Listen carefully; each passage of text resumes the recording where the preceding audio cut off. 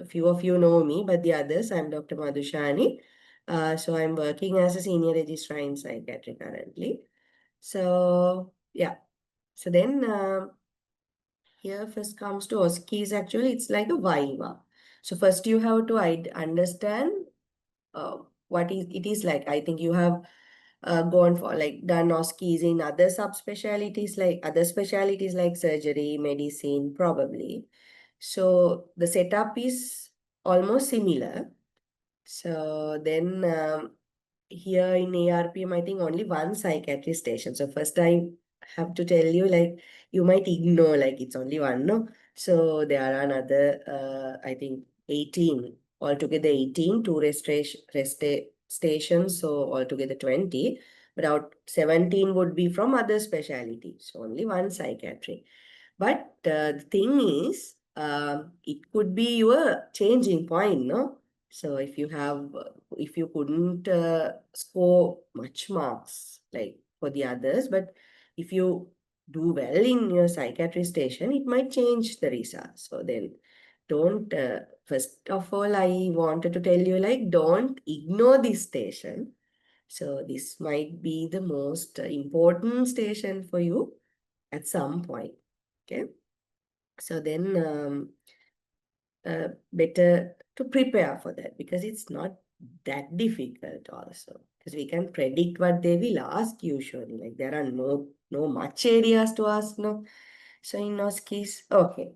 So then OSCE usually what happens is then they will give you time frame. I don't know whether it's 7 minutes or 8 minutes, 10 minutes. Do you know the time that you are getting for one station? I Is think it it's 10 minutes, madam. minutes? Okay. So then when the bell rang, then you have rings, then you have to go to that station. And usually in the setup I have seen is there will be two exam. One, sometimes one, sometimes two. Um, one examiner would be there who is marking you guys, and the other one, usually at your level, you will get a actor. It's not a uh, kind of a true patient, okay, real patient, but you will get an actor or actress. So they will do the scenario with you as a patient or as a family member. Okay, they can take different roles. So there will be another examiner sitting next to the actor. So then he will mark the marking scheme. Okay. So the important thing is when you go there, so you sit there and uh, please follow the basic process, like what we are doing in a normal OSCE, the basic things you have to perform. That means like you have to greet to the examiner and to the patient. It is good morning, say good morning. Okay. So then that examiner will tell you to start, like they will just hint you. So then you can start. So as a basic, like you have to greet and then you have to introduce yourself. That's important. So I am Dr. So and so. So then before that, I don't know how they are going to do it. Like usually normal setup, what they are doing is they will give you a scenario. So the either it will be pasted on your table where you are going to sit. Okay. They might give it to you as a paper. So both way it can happen, but I don't know in your scenario. So then first, then after greeting, then you have to read the instructions that had been given. Okay. So you have to, like, if it is 10 minutes, please take about about at least 1 minute to read it carefully. Okay. If you don't read it carefully, if you don't understand what it has been asked, then you will do a totally different thing during your ski. So they have asked something else, but you have done something else. So the whole lot of marks will be lost. Okay. So then read it carefully. So they might tell, oh, this is the name of the person whom you are going to talk with. It may be a patient. It may be a relative. Okay. So if it is a relative, then you have to know whether it's a mother, father, husband. Okay. They will clearly say who is this person. And they will clearly say what is the condition of the patient. Okay. This is diagnosed patient with this. This is diagnosed patient with this. And they will tell you what exactly that they expect you to do. Okay, that's what I'm going to tell you, what sort of things that they will ask. So first read it very carefully what they have asked. Okay. So in these cases, the things that you can get is, so the possible areas in OSCEs that you will be tested in psychiatry, it could be a case in history taking. Okay, it's a very brief sort of history taking. It could be mental state examination. Just they will ask to do a quick mental state examination of this patient and present your findings.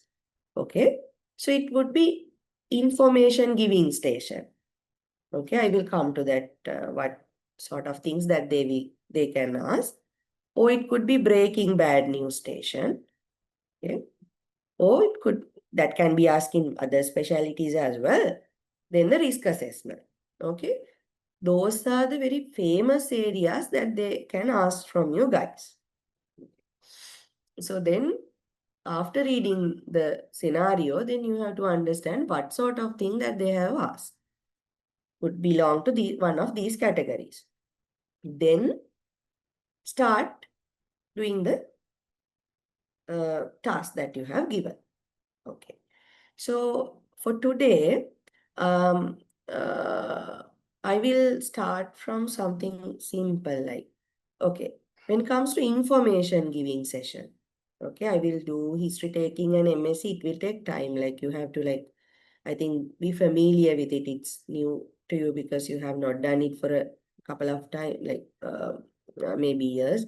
So then it takes time, but information giving would be little easier to start with.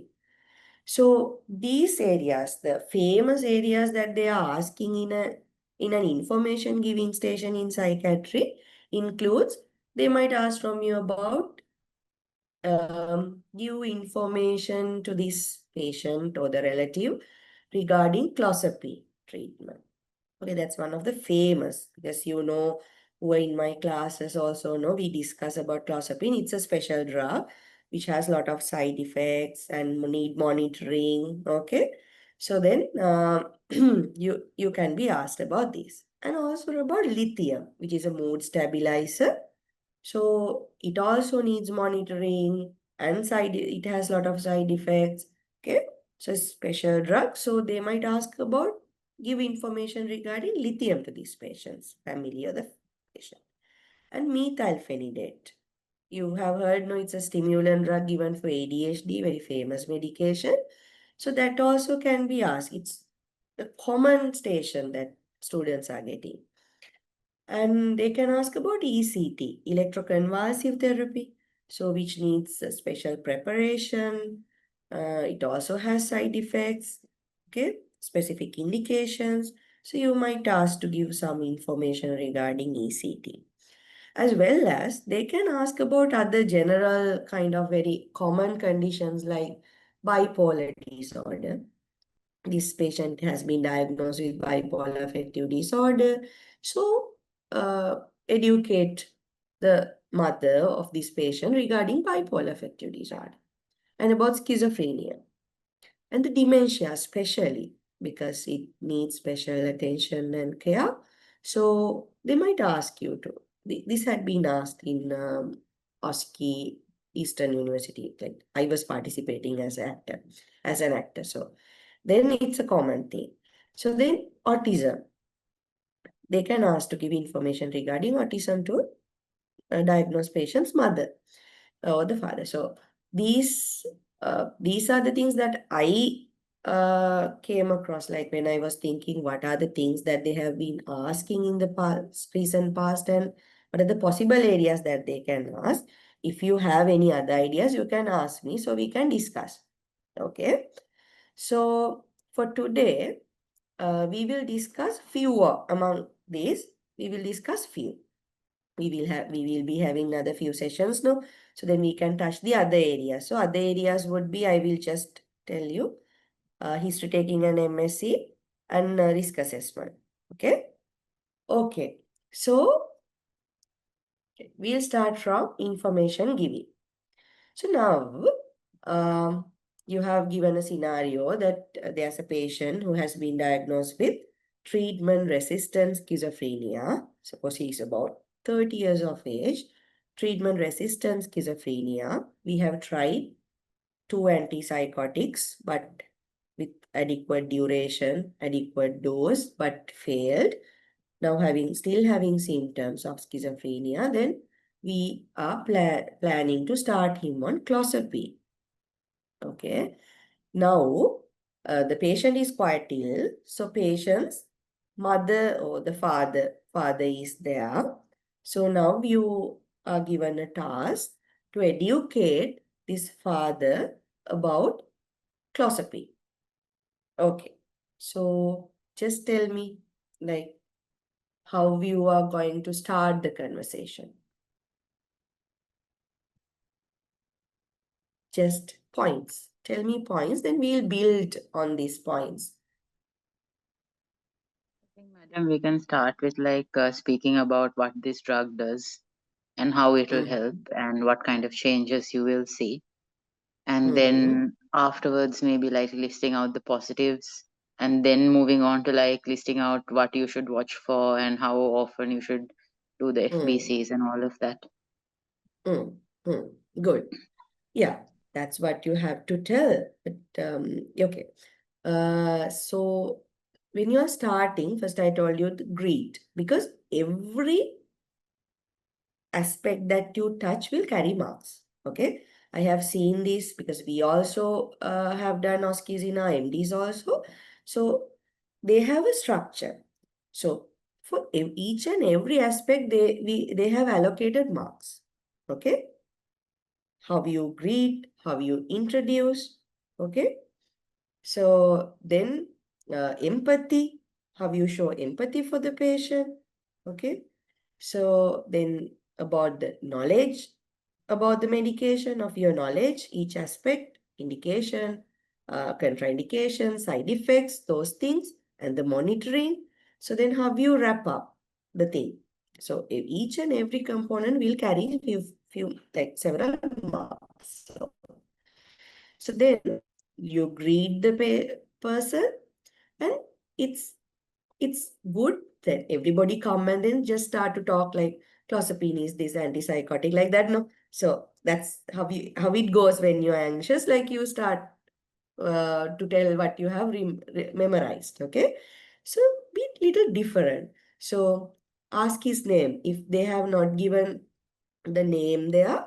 So, good morning. I'm Dr. Madhushani. Mama, then probably you have to talk. I don't know what language that you have to talk with. You have to clarify it first. So, are you familiar with English? Then you can talk in English. So, ඔයාගේ පුතාට පටන් ගත්ත අලුත් බෙහෙත ගැන කියන්න. මුලින්ම දැන් if they have a mention about the about name like Mr. Nimal or somebody, then you can start to call him Mr. Nimal.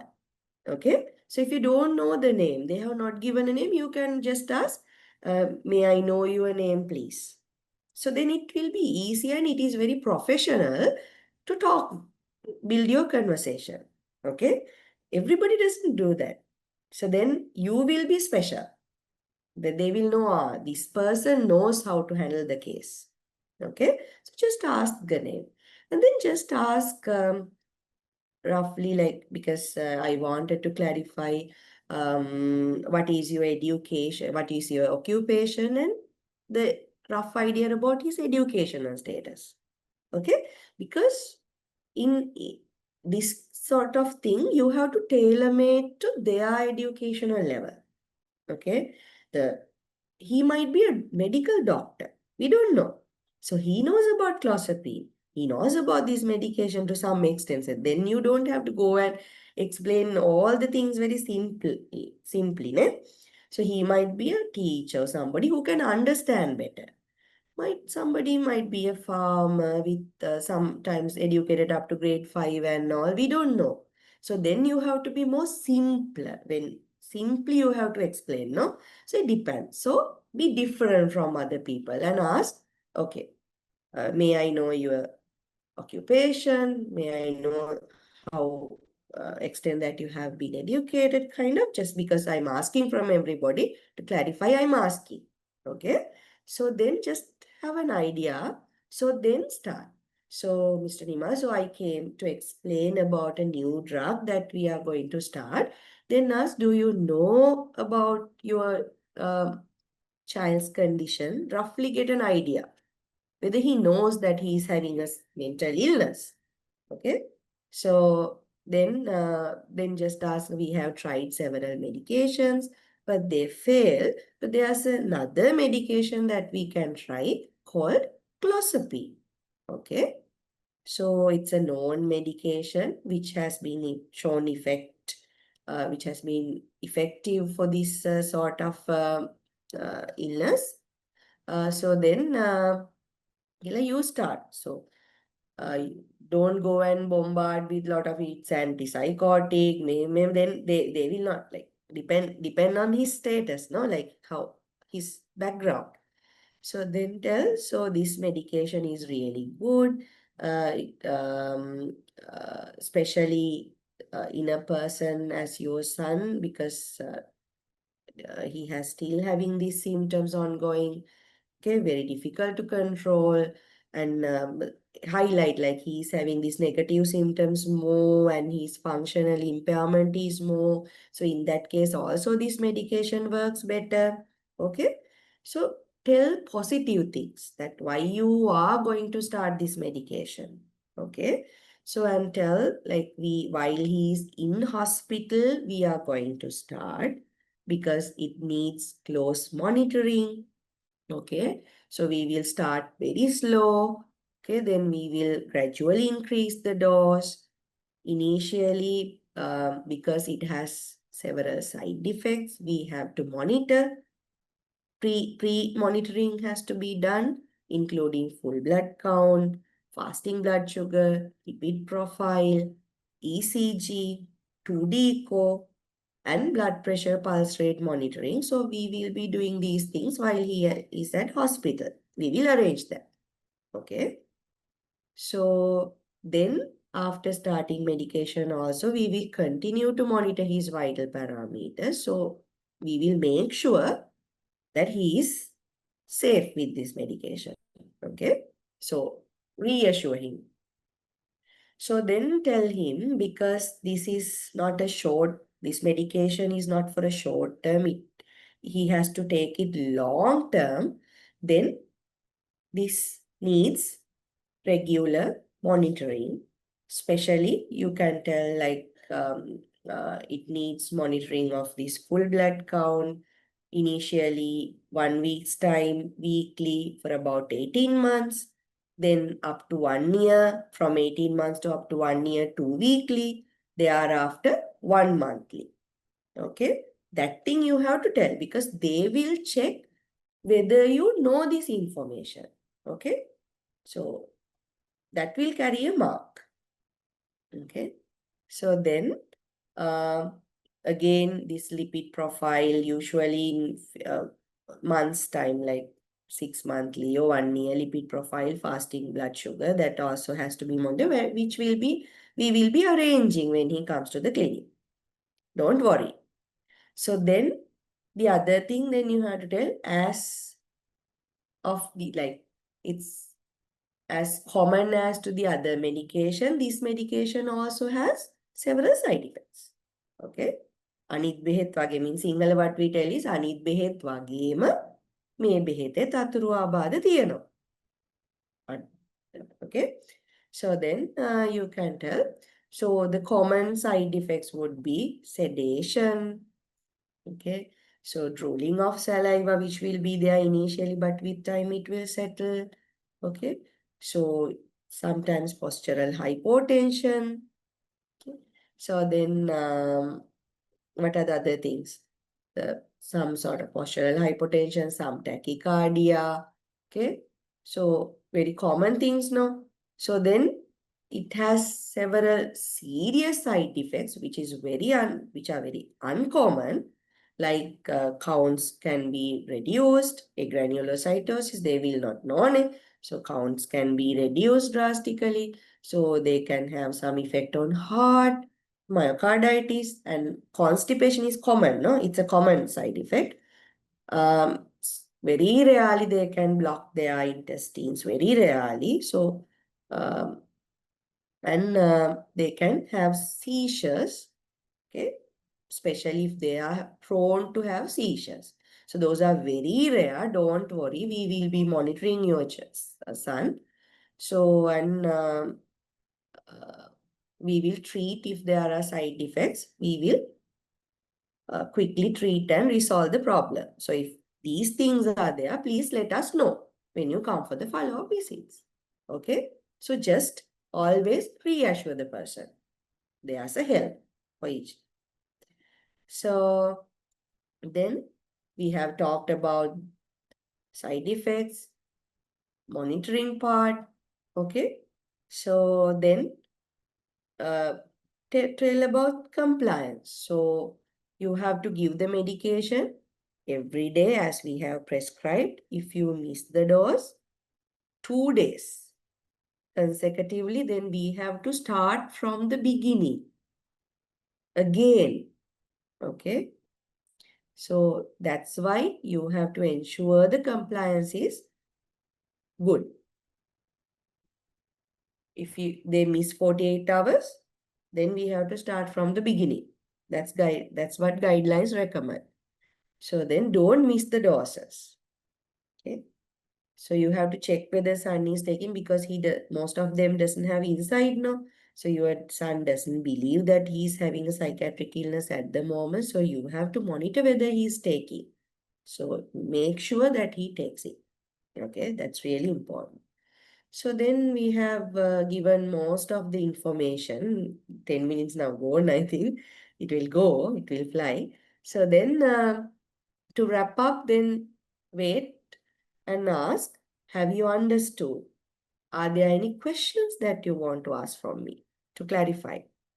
Okay. And he might ask some question, then you have to clarify it. We don't know what he will ask. He will say, okay, I'm okay. Now I got the idea. So then you can tell, okay, if you have any questions, you can ask from us at any point. You can meet me. Or when you come to the clinic, also you can ask later. So tell him. Okay. So then thank him. So thank you for coming. Okay. So we'll do our best to help your son. You can tell him likewise. So that's it. So it's not that difficult, but you have to know certain points, especially these theory points, to talk. If you don't know these points, then you're blank now.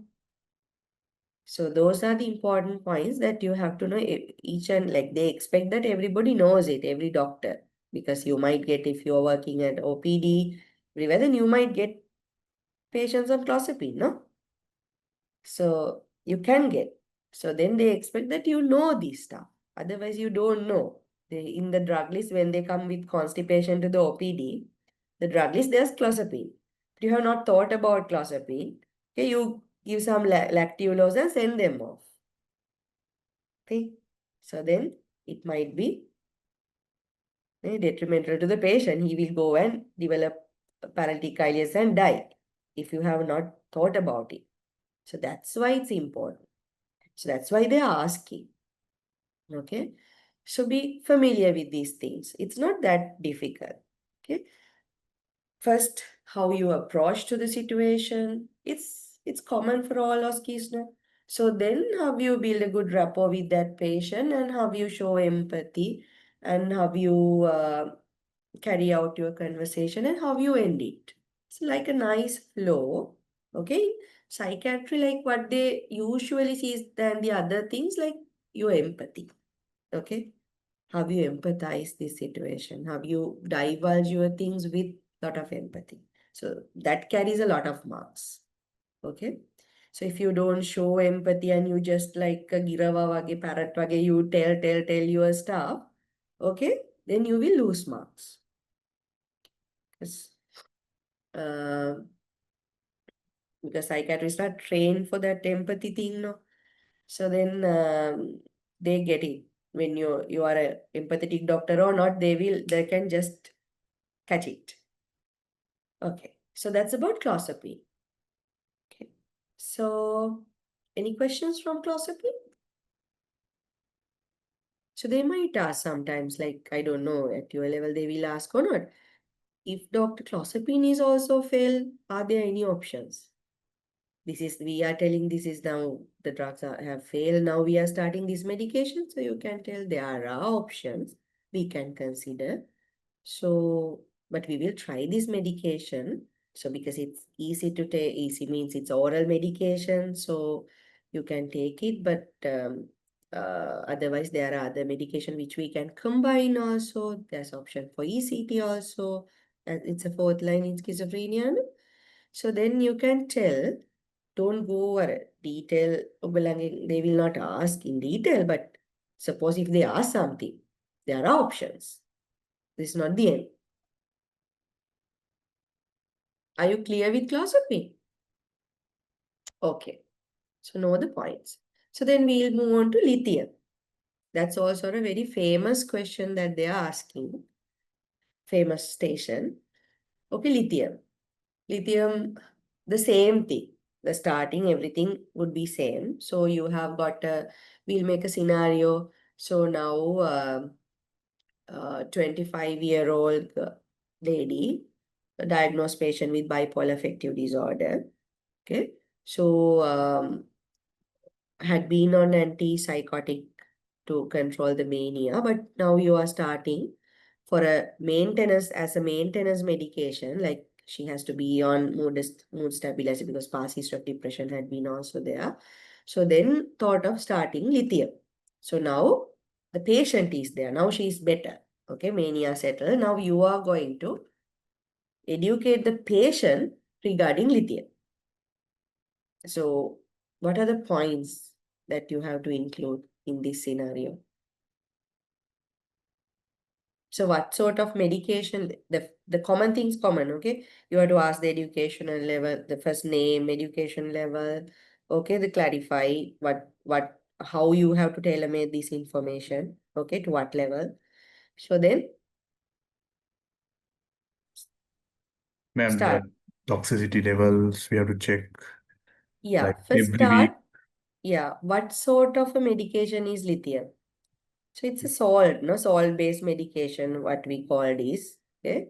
So it's a medication, and roughly like you can show if you have a piece of paper and all, like then you can ask, do you know what is your condition is? Maybe no, they know bipolar. So you can tell in bipolar your mood is going up and down. Okay, you have experienced recently a mania, which your mood had been up.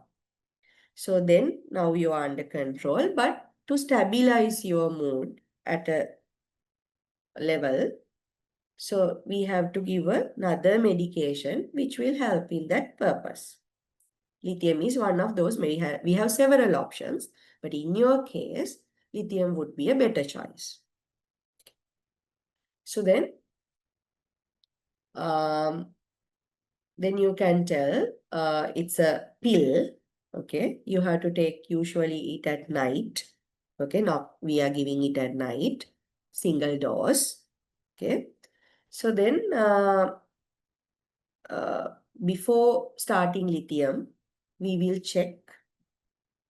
We have to check blood investigations. Likewise, what are the investigations that we have to do? RFT, TFT, and pregnancy test as well, I think. Yeah, If she's if doing she's pregnant. 25, no, so you can ask LRMP. You have to clarify. So if there's a POA, then you have to do HCG.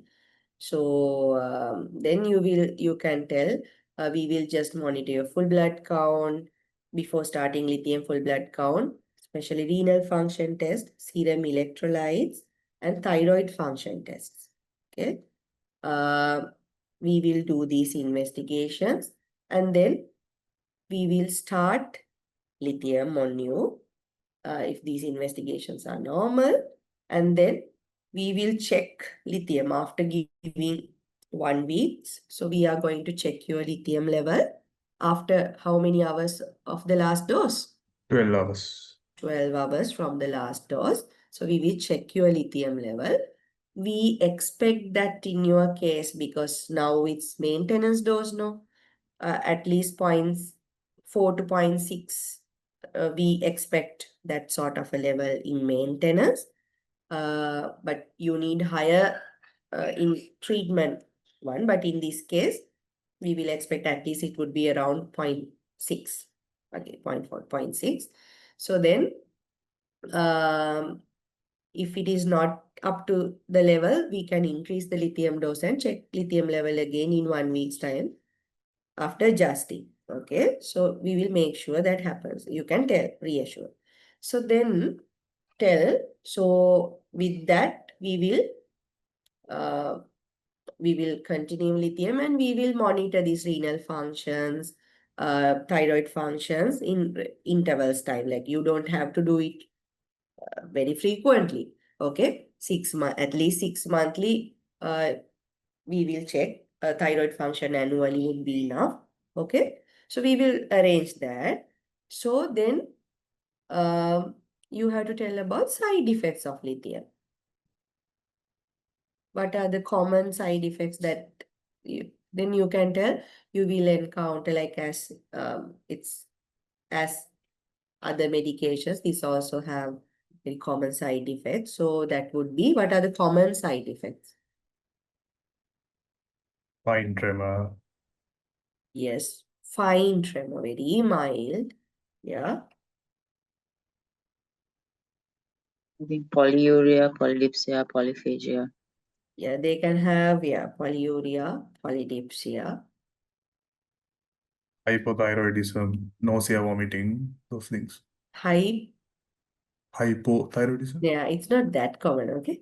Mhm. So, yeah, they can develop, but it's not very common. So, you have to first tell it has metallic taste. Okay, so it has a metallic taste. The taste, bitter taste will be there. So, that's very common. So, then this fine tremors, okay, would be there. Polyuria, some polydipsia would be there. So then it can have some weight gain. When you are telling to this 25-year-old, you have to tell them like very carefully, otherwise they will reach like tell, no, I don't want to take it. Okay, can cause some weight gain. Okay, so you have to clarify whether they have any existing skin diseases and all, because it can worsen psoriasis if they have. So those are the very common things. So then you have to tell it, if you have to take good height, like you have to be hydrated very well, because the lithium level can go to develop to toxic level if you go into dehydration. Okay, so adequately hydrate yourself. If you develop lithium toxicity, rarely, like uncommonly, you can go and develop lithium toxicity. So tell the symptoms. How to identify? So what are the things that they can experience in lithium toxicity? Cause tremors. They can have coarse tremors, general fatigability, no? Which body weakness. No? So vertigo, ataxia, like cerebellar syndrome, ataxia, vertigo. They can be confused. They can have diarrhea. Okay. So if you experience any of these symptoms, please come immediately and tell us. Stop lithium and come us to immediately. Okay. So we want to check whether you have developed lithium toxicity. Okay. So then in long run, it can cause hypothyroidism as well. You have to tell it. And especially in this case, because she is 25, if it is a male and a very elderly person, kind of 50s wage inna, you don't have to tell. But this girl is in her which age? Now she can get pregnant also, ne? She's very young girl in reproductive age. So then you have to talk about this risk in pregnancy as well in this case. Okay, depends on the case scenario that you have got. So in this case, it's a must. If you don't touch that part, then you will lose some marks, no? So they might ask. So actors, they know what they have been asked from you guys. So they will ask. So I'm planning to marry next year. So they will come with that thing. They will hint you. Then you have to get it. Okay, now this is 25, I'm married. So now they're asking because of that. So then get it and tell like, okay, so you are going to marry. So you tell. So there's a chance of, if you are on lithium and you go and get pregnant, then there's a chance that the fetus can get abnormality. What is the common abnormality? Like the known abnormality, the name? You can show off if you know it. You can tell, then they will get impressed, know that you know it, no? So Epstein anomaly, no? It's Epstein anomaly in the heart. So then it carries risks. Teratogenicity risk is there. So then what you can tell is, so first you have to control your illness. Okay. Prior to get pregnant as well, like it's a must. You have to control your illness. So if you are going for a pregnancy, it should be a planned pregnancy. Okay. So then when you get married, if you are planning for a pregnancy, please come and let us know. So at that point, we will decide whether to continue lithium or change lithium. Okay, we will decide at that point. We will liaise with the OBS and Gynae team as well. Okay, so tell it. So until then, I would recommend that you will have you use a contraceptive method. Okay, so offer the contraception as well. So they might ask, can I get pregnant?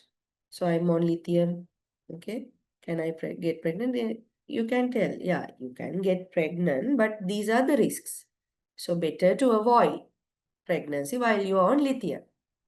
Okay, so their main worry would be that. So if I get pregnant while I'm on lithium, what will happen to me? So they might ask that question as well. Okay, so then what you have to tell? So then it depends on the level of risk at that point.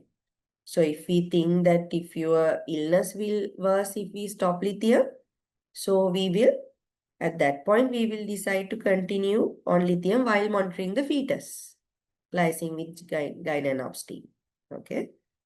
So the risk versus benefit, we have to consider at that point. Okay. Depending on that, we might change into a safer medication if you are stable also. Okay. So that's the other thing. So that's it. So one of the other thing that you have to emphasize is you have to be very compliant with lithium. Compliance should be maintained very strictly because the lithium level will go down if you miss your pills, okay, which will cause relapse. The rebound mania risk is really high if you abruptly stop lithium. So that thing has to be divulged very clearly. So regarding lithium.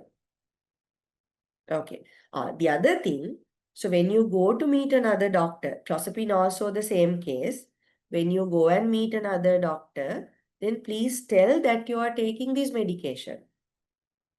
Okay, especially lithium, they have interactions with other medication, lot of other medications like antidiuretics, like furosemide. No, not furosemide. Furosemide is there first. With NSAIDs, HCT, thiazide diuretics. Okay, so those medications can cause lithium toxicity. Okay, and some antibiotics. Okay, then you have to tell that you are on lithium. So infections can precipitate lithium toxicity because they can go and develop dehydration and all. Okay. So these things are really important. So those things you have to know. If you don't know that, you won't be able to carry out this conversation very comfortably, no? So there will be some deficits in your deficient, like you don't have clear idea, you don't know the stuff, then you won't be able to complete this. So just know these stuff, like they are not that difficult, but you have to remember this stuff. Okay, any questions regarding lithium? Are you clear? Okay. So we have done clozapine and lithium. So the other famous thing that they would ask medication is methylphenidate. Okay. So in this scenario, you will get a parent. Okay, then you have to follow the basics when you start the conversation.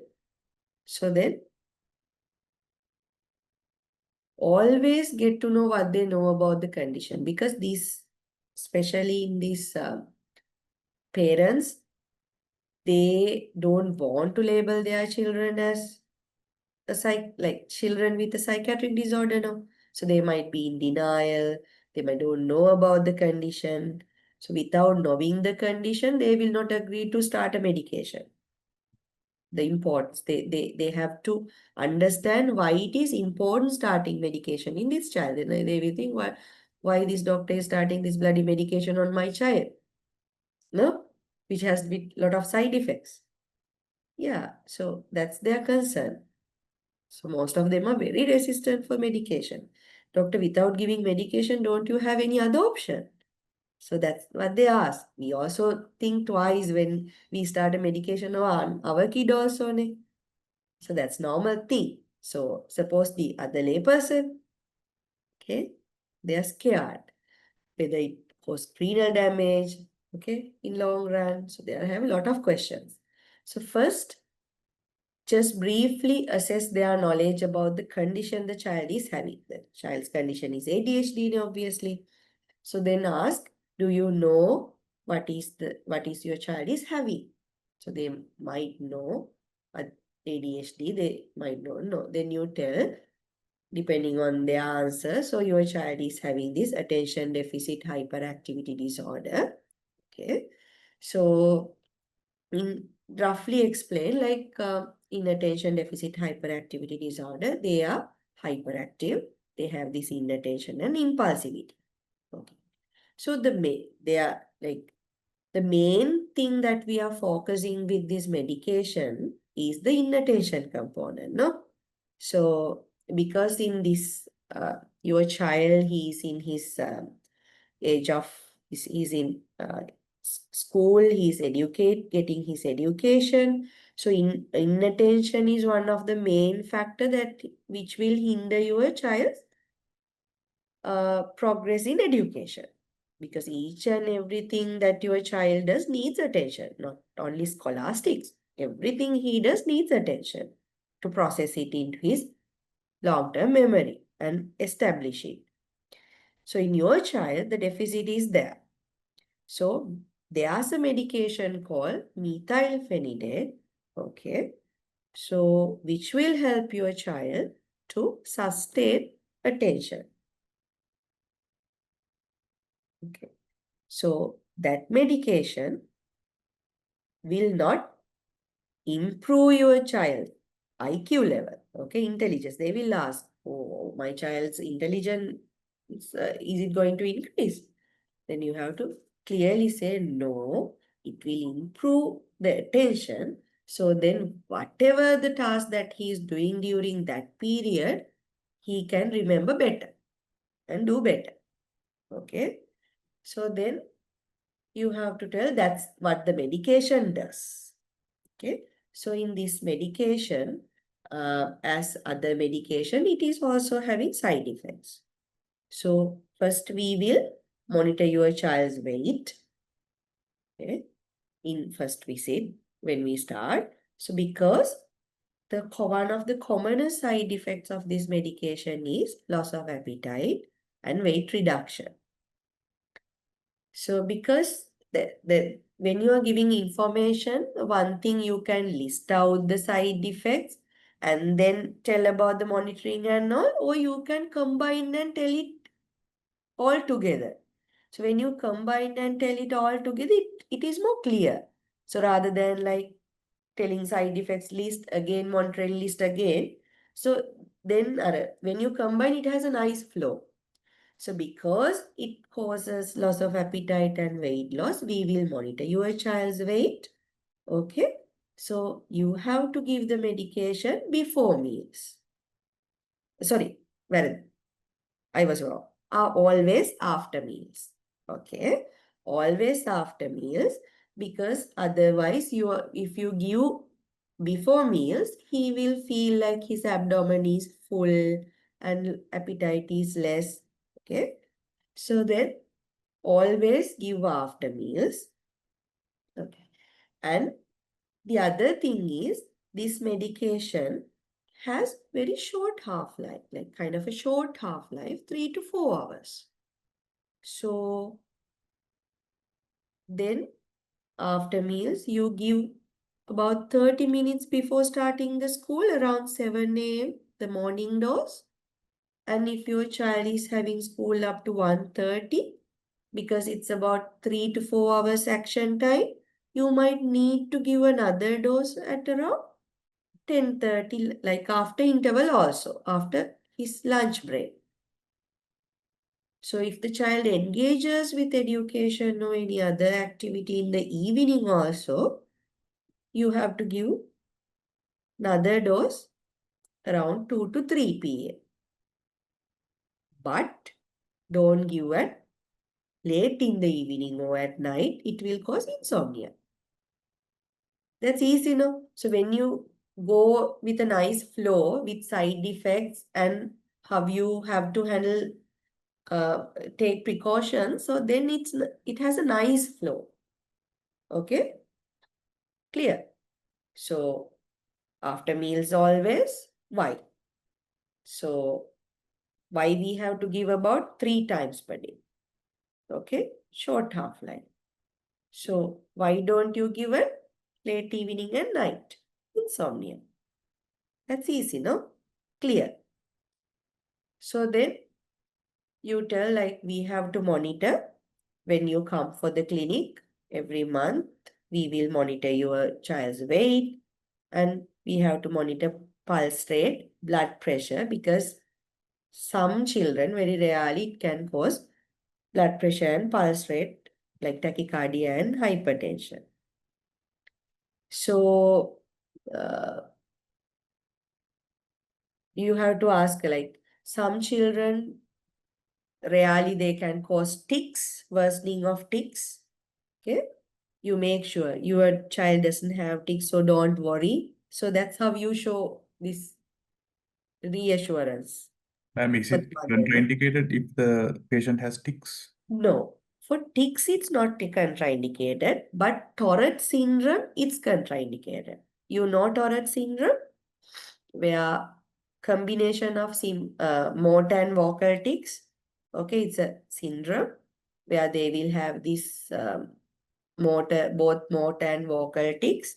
So Tourette syndrome as well as family history of Tourette syndrome is a contraindication. But simple tics is not a contraindication, but if tics gets worsens, better to avoid also. It's a caution. So tics can get worse. So sometimes vulnerable children, it can lower the seizure threshold and cause precipitate seizures. So That thing you have to tell. Then you don't have to do regular blood monitoring in this medication unless there is any pre-existing condition which affects the blood pathways. So then the other thing that you have to tell, you have to give it regularly. So there was a previously, there was a known fact that you can give drug holidays when you are giving methylphenidate. So in school holidays, don't give. Okay. When he doesn't have school, like when he is going for a trip or something, don't give. But now the current recommendation is give it every day. So whatever you do, you need attention. Okay. It might be a music class, it might be sports. Okay. It doesn't differ. So give it every day. They will ask this. This is a famous question. Like our students still refer the all notes and they will come up with this thing in the OSCE as well. Okay. Give it every day. So yeah, that's about methylphenidate. So they might ask, okay, doctor. So the one of the famous thing that might ask from you, how long that I have to give it? So do I have to give it lifelong? So what would be the answer? How you are going to tackle that question if you are asked? Maybe because ADHD is primarily a childhood disorder. When he becomes an adult, the symptoms are less, so we can stop the drug. Okay. So in that case, you handle like this. So ADHD is a condition. It's a neurodevelopmental condition, no? It's related to this brain development. So when your child grows older, so the brain still develops. So when it develops, some parts of this illness, some symptoms will go away with time, especially this hyperactivity, this impulsivity. So they will go away with time. But inattention might sustain for a longer period. Okay.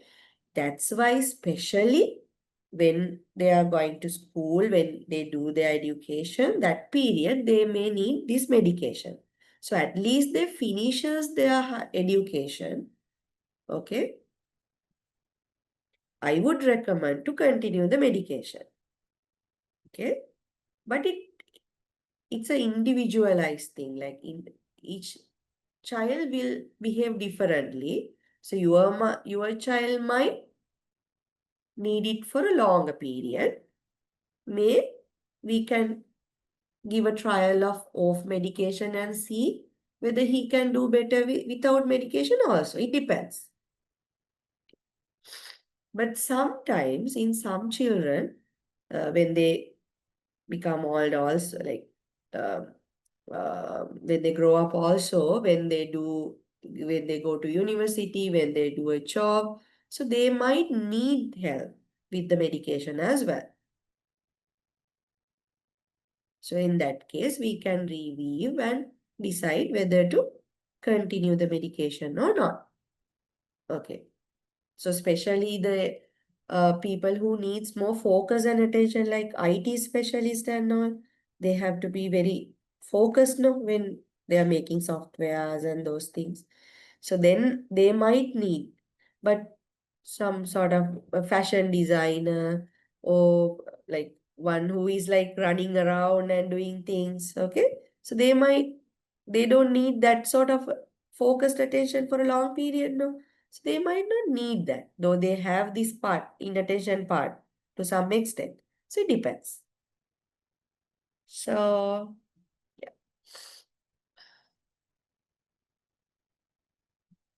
So yeah, that's the thing. So they might ask like whether it has a lot of side effects like ill effect to kidneys. So those sort of questions they can ask, then tell no, they have no evidence. Like as you can bet. Mm. Yes, that's about methylphenidate. Any questions? So I don't know till what time I'm supposed to continue the class. Have you given a time frame for the class? 1.5 hours. Yes. Have you told a time In the frame? other classes we had were like roughly around an hour, hour and a half. We will finish by 8:30 then, no? Okay. Are you okay with that? 8:30? Okay. Sanka is smiling. Why? Do you want to do more? Enough? You have other commitments? No. Probably, no? Like smile, like me think about that, like he might be having some other things to attend, no? If so, tell me, okay? Okay. So then, what do you want? What do you prefer? We have another few topics: ECT, bipolar, schizophrenia, dementia, autism. What do you prefer? We'll do them, ma'am. Okay. What about dementia? So I was talking about this. We'll talk a little bit about dementia because it's also one of the thing that you will be asked to. It's a common thing. Okay. So in dementia also you will not get the patient. Okay, patient is having dementia, no? So then usually the bystander you will get. So go from the beginning. It's same. Then clarify who is there. Daughter, husband, no, the wife. Who is there? Get the name, educational background. Then assess to what extent that they know about this condition. Okay? Whether they know this is dementia. Okay? So then tell them if they don't know. So that this suppose wife is having dementia, which is a kind of a neurodegenerative sort of a thing which will gradually, with time, it will gradually getting worse, no? So, okay. So, because he has lost some neuron, like suppose Alzheimer's dementia, so already damaged neurons are damaged. So, it will gradually with time uh, get deteriorated. Okay, we have some medications to control the progression, but we can't reverse it. Okay, so then today I have asked you to come to meet me because I wanted to give you information regarding how to take care of your wife. Okay, in coming in uh, coming years. Okay, so then roughly tell about this dementia. So then tell now because she's having dementia, he's having this forgetfulness. Okay, she can't remember several stuffs. Okay, so then how we are going to help her? So the thing what we can do is like make things comfortable for her. No? So to remember things like what we can do. So the simple stuffs you can do, like place a clock where she can see the time clearly in the wall. Okay, then always she can check it and see what's the time is, update the time. And a calendar. So these are very simple stuff I'm telling you. So these are memory aids, okay? So I will tell the points, you make it as a flow. So the memory aids, the calendar. So where she can see the date, what date is today and get updated. Okay. So then you can paste um, the important telephone numbers somewhere. Okay. Where she can easily accessible in emergency, where she can contact. Okay, because she will not remember these stuff. Whom to contact and the numbers. Okay. So those things really matters. So then that's for the memory part. So you can frequently help her to associate the people like relatives, talk with them, accompany her to meet them, or ask them to visit her, like kind of a keep her company. Okay, so to make some arrangements. Okay, so for that also. And the other things would be like because she might be having difficulty in eating dysphagia, we don't know. You can ask whether she is having any sort of swallowing difficulty, and also make sure the foods are kind of if you give it blended or very soft kind of things that you are giving, not that okay easy to. And clothes also should be very comfortable without much, like buttoning would be very difficult for these people. Okay, very loose, very comfortable clothes. Okay, and your household should be safe for her. Kind of arrange it without steps, better to avoid steps, and railings if they don't have railings. So please make sure they have rails, and less obstructions like obstacles in the house, like where she goes and comes, like the normal pathway, the usual pathway without much obstacles and sharp points. And uh, the lightings, adequate lightings in the house, to the washroom. Okay, so those stuff. So if there's a caretaker, like somebody to supervise most of the time, and then we make sure like if there's a road nearby, she can at times she can wander off from the house. So make sure that you lock the doors and there's a gate and it's locked most always. Okay. So if you are leaving the house, also get some neighbors, somebody's helps to keep an eye on her. Okay. So likewise, very basic stuff you have to talk about.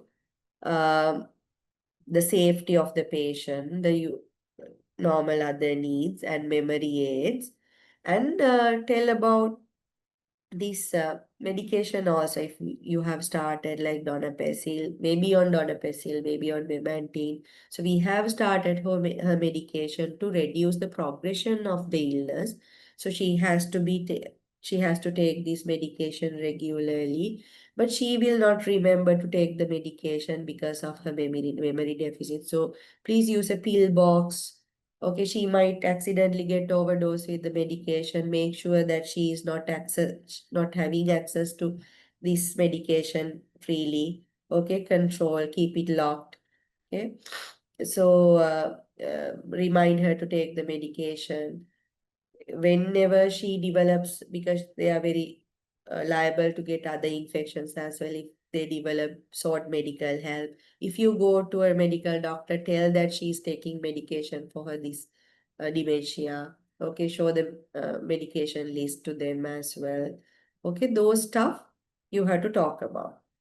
And the other important thing is uh, the other because she might be having lot of assets, no, she might be having assets, bank accounts, those things. So um, before her memory like fails more, so make sure that you make necessary arrangements for those stuff, like free will for the will, get get help from the legal aspect, the lawyers. So make a will. Okay, if they want to distribute properties and all, prepare for those early. Hmm? So those stuff also, bank accounts, how to handle. Okay. So those things, be prepared and do it beforehand. So then that's one thing. So other thing like involve your children. Okay, you should have a support system to look after. It's not easy. show empathy in this case also. I know that's not easy to look after this dementic patient. Okay, your wife is, I know it's difficult for you. So, are there any support for you? If you have, please get support at times to help you. Okay, so there are places that you can get help also. There are places that you can keep her for a short period if you want to go away. Okay, you have important thing to attend. So safe, kind of a safe houses wage there are places uh, you can keep for a few days. Okay, so you can get our social worker support. I will help you to discuss with her and get those places where you can get help with. Okay? So if you don't have financial difficulties also, there's a disability allowance which we can arrange. Okay, uh, help you to get arranged via AG office. So these stuff. So very basic things, but you have to tell, like, they will see, they will check whether you know these stuff. These are very general stuff, not very hi-fi stuff. But you have to tell them.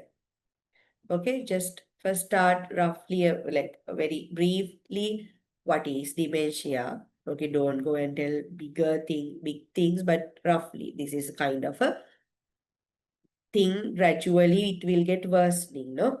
So, neuro. So then, what she needs is support. Okay, one thing is she's having this falling memory. She might need to update that with memory aids. And for the physical, this other requirements, she might need this other comfort. She needs to be comfortable in clothing, eating, washing, cleaning, everything. She might need help. At points, she might be totally dependent as well. Okay, so at that point, she needs much help. So bed sores, if she's bed bound, so you have to turn the bed sores. So you have to think about that as well. So physical comfort. So then that's other aspect. So the other thing is that medical other illnesses. These people, they will have a lot of comorbidities, no, diabetes, hypertension, dyslipidemia, ischemic heart disease. So make sure that she takes medical supervision for those illnesses, as well as the compliance is maintained, and we are giving our medication also. So compliance, pill box, then prevent overdose. Okay, what are the things that you can do? Okay, seek medical help in uh, other infection or any illnesses. So tell the doctor that she's having dementia and taking medication. So the other aspect would be the legal aspects, this will, property distribution, handling money and this bank accounts, those stuff. And the other thing is care burden. You have to address the care burden. It's a must. So it's difficult. So get support from other people, the financial aids. Okay, the respite care, we call is respite care. So uh, to keep for some days at that how place and bring them down, kind of. And there are day centers sometimes. In NIMH, we have a place called Digayu. So it's a day center. They come in the morning and they go in the evening. So there are day centers like that. There are government and private sector places. So there are places, if they can afford, they can send. So then get support from the other people like children, siblings, okay? Then a company, like kind of a make the person so somewhat social, no? So need some companionship, no? Otherwise totally isolated and all. So, and the safety of the person. Okay, so locked doors, locked gates, somebody to supervise, railings, steps, bathroom, lightings. Okay, so And there's a thing like occupational therapist. So in this, there's occupational therapist OT. So they will sometimes do home visit and help them how to improve their household, like to how to make it comfortable for the person. They will give advices also. So you can utilize that resources as well. You can tell that we have OT. If you want, they will do a home visit and help you with arranging this. They will give advices how to arrange the place as much as comfortable for the patient. And we have a social worker. Then they know that you know the things. Okay? Because it's not that familiar for you guys because you have not worked in this setup now.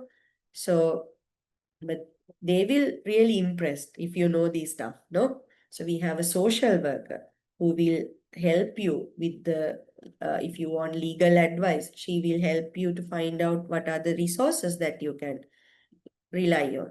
And if you want financial aid and social support, she will help you with that, how to get social support to look after this person. Disability, if you know the word, the disability allowance, the 5,000 rupee, now it's 7,000, I think. So the which is government is giving for these disabled people. So the examiner will really impressed because you are coming from this, you have not worked here at all. But now you know this stuff, they were really impressed because they know that now we are a practical person. Okay, you know. So those are the things that you can do in OSCE. So it's a very subjective thing now. So they will assess you. It's subjective. Some objectivity is there with the marking scheme, but it's somewhat subjective also. So then you can tell those stuff. So that's about dementia. So anything from dementia? Yeah. So always show empathy. So tell, I can feel that it's difficult for you. It's hard for you to look after this, your wife, okay, alone. Okay, you are also having this lot of, maybe he's having comorbidities and taking medications, we don't know. So then it's difficult for you. So but that's really great that you are tending to your wife and you are doing a nice job. Okay, so appreciating. So that's empathy.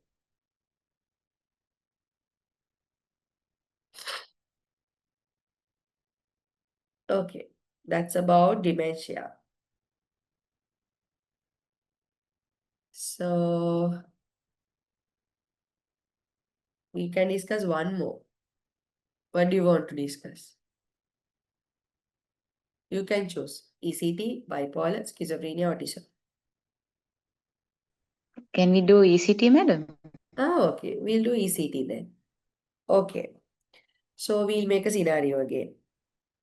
So there's a person, suppose he's 40 years of 40 years old, female person, female with bipolar affective disorder, currently having mania. Okay, she's so disturbed. Okay, highly manic. So then you have thought of giving ECT to this person. So now this, suppose she's 45 or something. So now the husband is there. Now you can't explain this thing to wife, no? So now she's really married. So husband is there. Now you have to give information regarding ECT to her husband. So what are the things that you have to tell?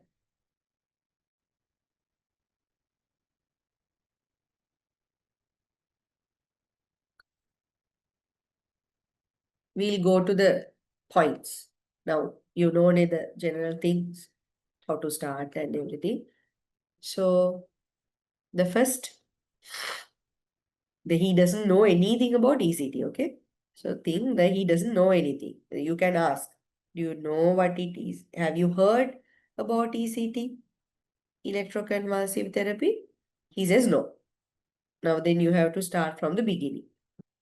So you have to tell ECT is electroconvulsive therapy. So it is because your wife is having this illness, so she is so disturbed.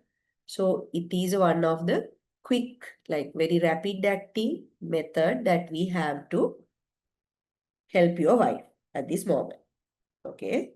So it uses very small dose of electric current. Don't tell shock. So they will think like we are going to shock her and she will die. Okay. So when you are using words, be very careful. It's a shock. Though it's a shock, you will tell it's a small dose of current or electricity that we use. Okay. Which had been found to be effective in this condition. Okay. To reduce her symptoms. So it's a procedure which needs like you have to do pre-assessment. Okay. So then anesthetic should be involved here. Okay. So then you will tell before we give ECT, we will do basic investigations of your wife. We will do basic full blood count, serum electrolytes, ECG. Okay. Because she's 45, you have to do ECG. Very young, it's not a must, but this person has to be. So then we will do these investigations, okay? And if she's having any comorbidities, you can check. She doesn't have any comorbidities, you can clarify she doesn't have, so don't worry. So then we will do this and then we will prepare her for ECT. So for that, she has to be on fasting. Usually it's solids, usually it says 6 hours for solids and 2 hours for clear fluids. So then we will keep her fasting. And before going for ECT, we need consent for the ECT. It's a must. So you have to tell because patient is unable, because of her condition, she is unable to comprehend things and give consent. So we want your consent for the procedure. That's why I ask you to come here today to give you information regarding this. Okay. So then this procedure, so we are not going to do it alone. We will get the support from anesthetic team because she needs general anesthesia for this. Because your wife doesn't have any medical comorbidities at the moment, she is having less risk for anesthesia. You can reassure. Okay. So, however, they will do pre-check before giving. An anesthetic team will see her reports and check her blood pressure and pulse rate and vitals before going for anesthesia. So don't worry. Okay. So then she need general anesthesia. So during the procedure, we will monitor her vitals thoroughly. Okay.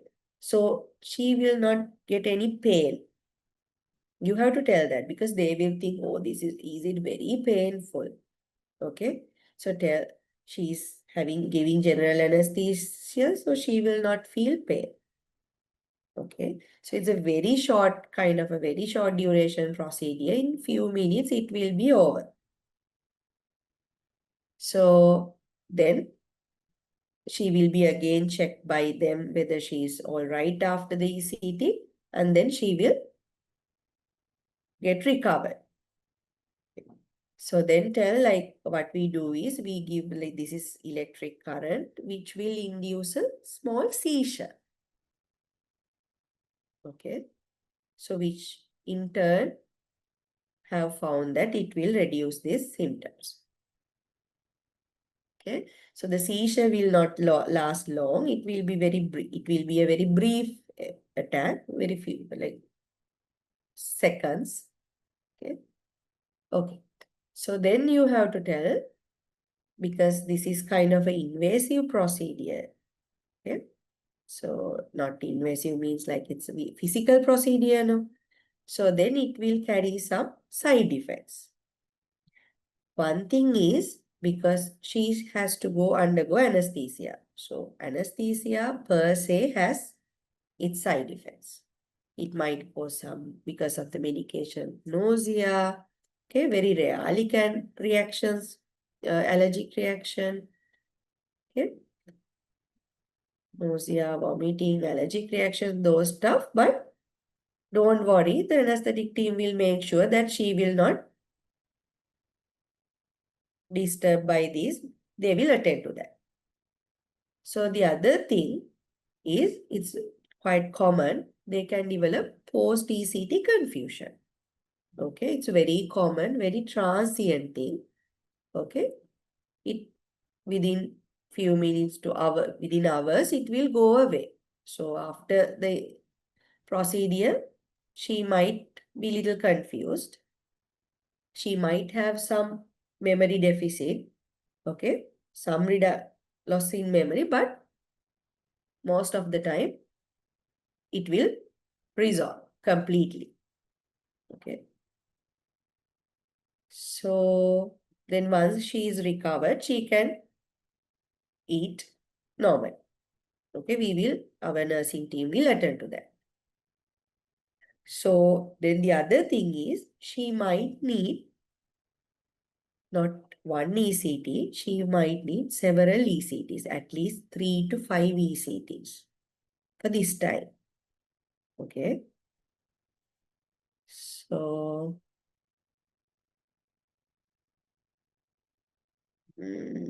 then yeah, so you can tell like she will quickly respond because medications will take time to act, but this is rapid acting. So she can get better early, and we will be able to discharge her early if she undergoes this procedure. So, but she has to take medications as well to maintain the, like, control her symptoms. She needs to be on medications as well. At this stage, it's only clozapine, no? Sorry? At this stage, when we are Yeah. doing ECT, the antipsychotic we use is clozapine, no? No, that's for schizophrenia, no? Now, the patient is having bipolar, mania, severe mania. So, she might be on antipsychotic, maybe on lithium. We don't know, maybe on valproate. It depends, okay. Yeah, depends.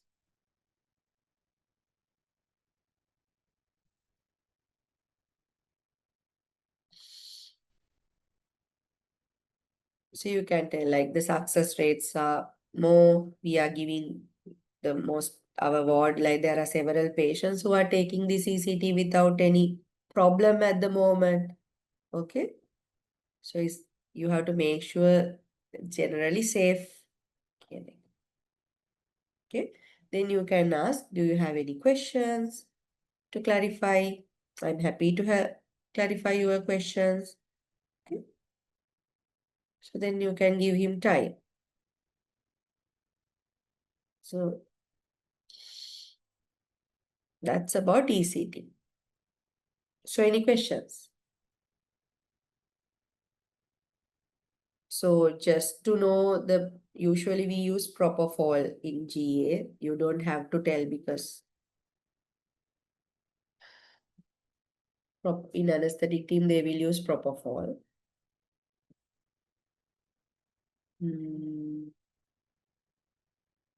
And sometimes muscle relaxants they will use. You can use benzodiazepine. It will alter the seizure activity. And prior to the procedure, the night, you have to stop antiepileptics and benzodiazepines. The seizure will not be satisfactory if the patient is on those medications. At least 20 seconds. The seizure should be at least 20 seconds to tell it an effective seizure. So the doses with the electric dose will be calculated according to the formulas that they are there. So the doctor, usually a medical officer will give ECT. Okay, anesthetic team, there will be a medical officer. Okay. In psychiatry, so trained doctor will give. So you have to tell it's a trained doctor who has been giving ECT. Okay, experienced person will do that. So don't worry. So those are the stuff roughly that you have to know.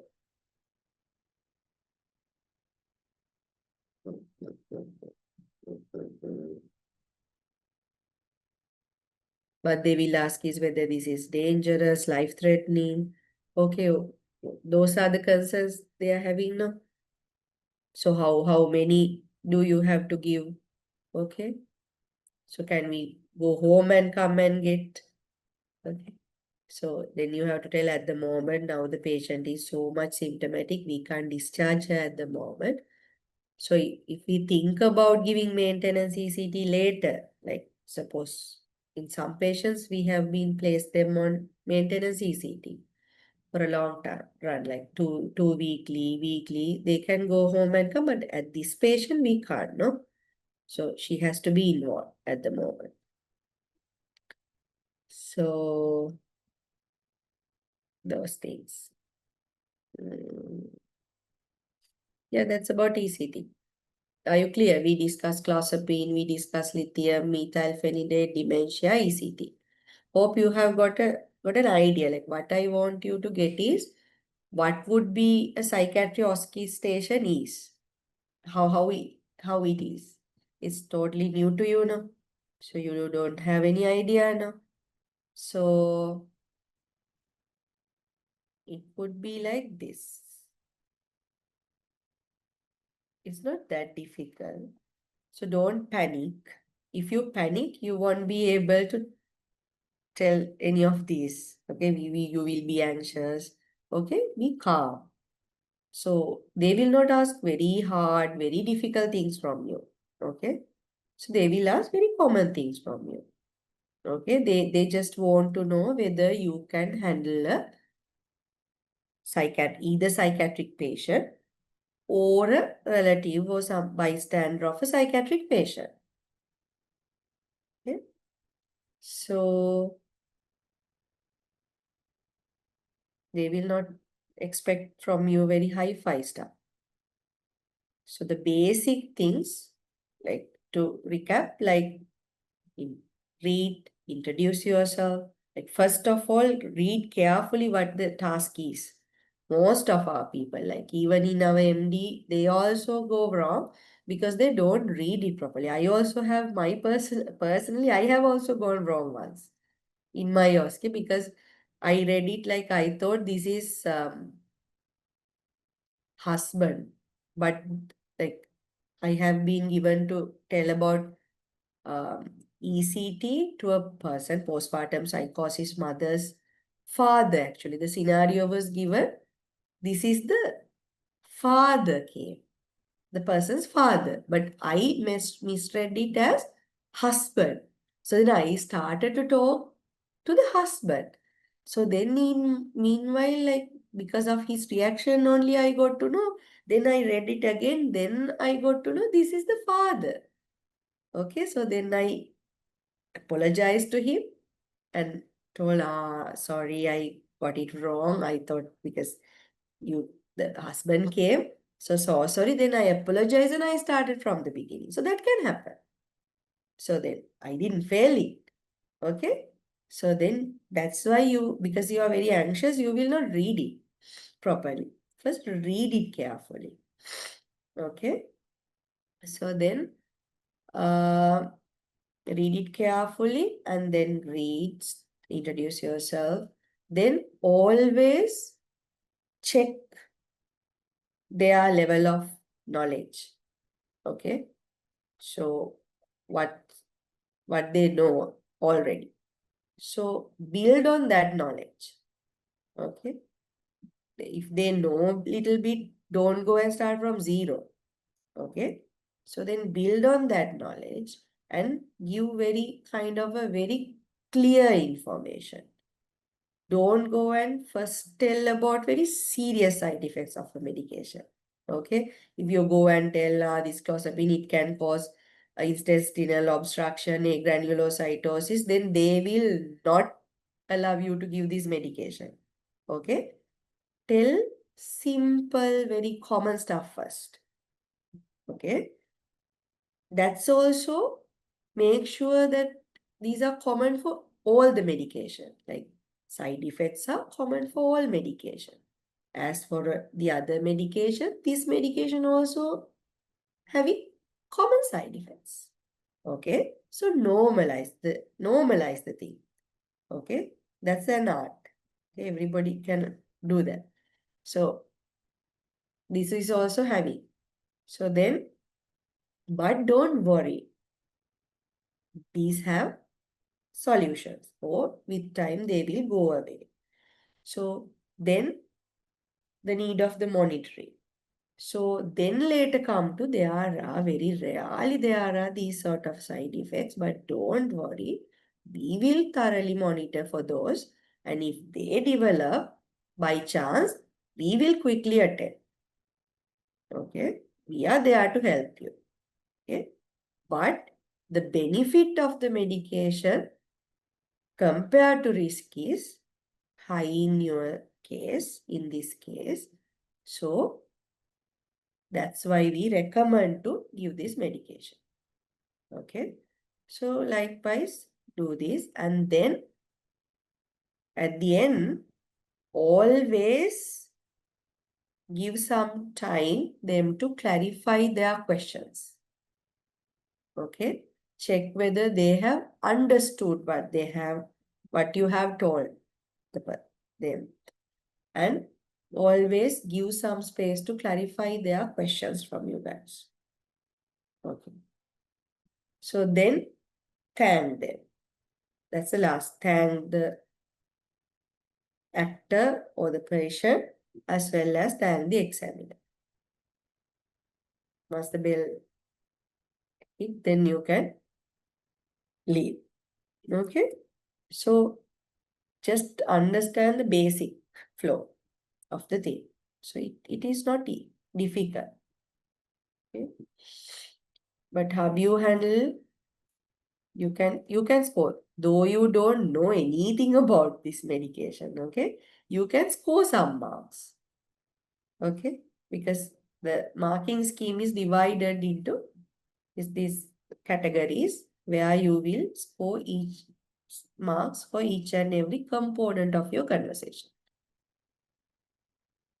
The facts will contain some mark, but the others also have marks. Okay. Okay. Good.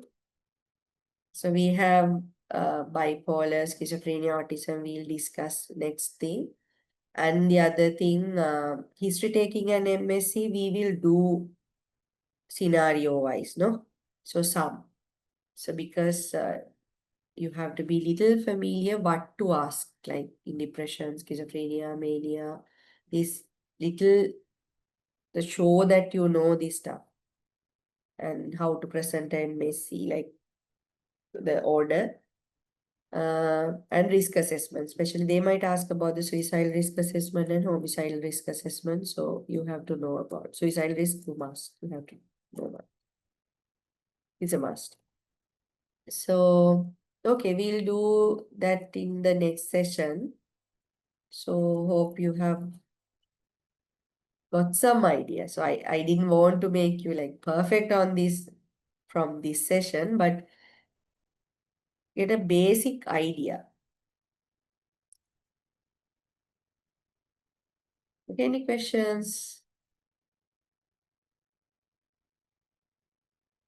No? Happy? Okay. So when your results will be, or I don't know. Is there any timeline?